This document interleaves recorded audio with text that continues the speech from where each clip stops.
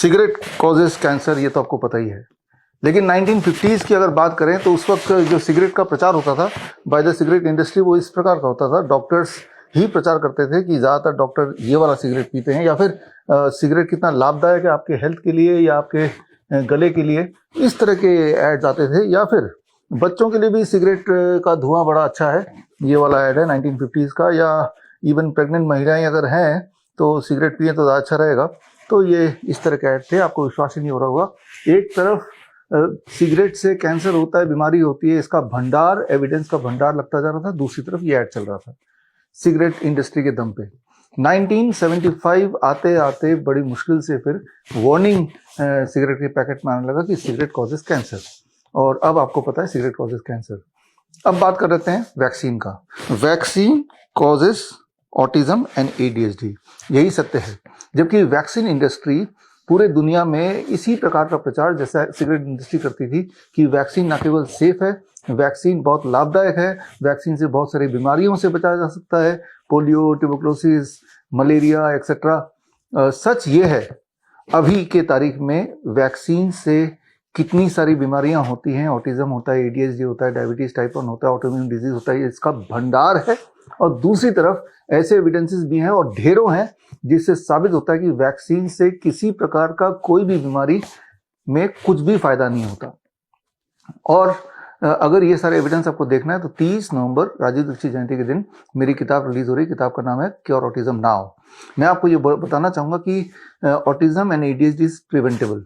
ये इसको रोका जा सकता है, सिर्फ एक ही काम करना है, अपने बच्चे को किसी प्रकार का कोई भी वैक्सीन मत दीजिए, बिल्कुल मत दीजिए।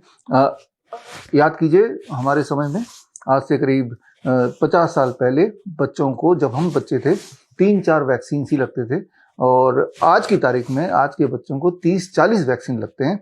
और इसीलिए ऑटिज्म और ADHD एक महामारी की तरफ फैलता जा रहा है। आज की तारीख में भारत में हर 100 में से एक बच्चा ऑटिज्म का शिकार है, हर 10 में से एक बच्चा ADHD का शिकार है। और ये महामारी और तेजी से फैलेगी अगर इसी प्रकार वैक्सीन लगाया जाए तो। पहली बात, autism and ADHD is preventable, और दूसरी बात, autism and ADHD is curable also. अगर कोई ऐसा बच्चा है जिसको ऑटिज्म ऑलरेडी है बिकॉज ऑफ ऑल दिस, तो वो ठीक भी हो सकता है।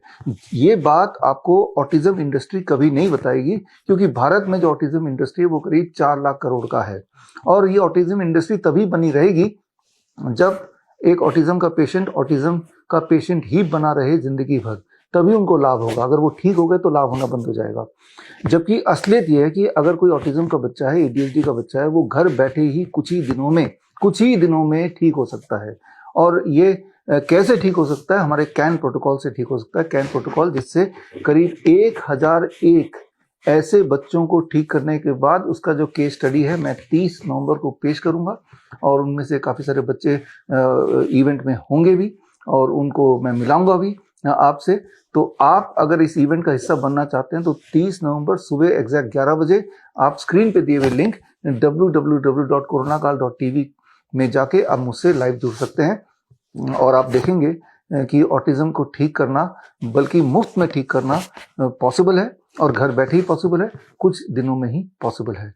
तो मैं आपका इंतजार करूंगा 30 तारीख को, 30 नवंबर 11 बजे। All the best, thank you, जय हिंद।